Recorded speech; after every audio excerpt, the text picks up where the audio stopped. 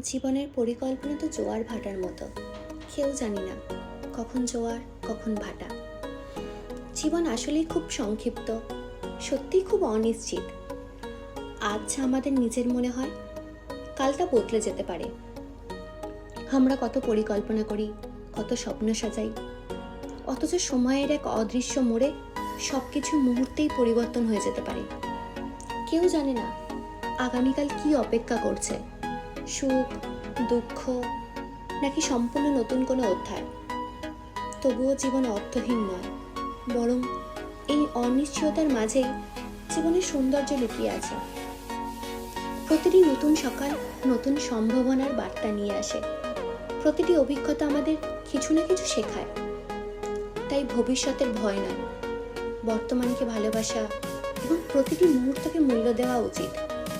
বলা ভালো, যতটুকু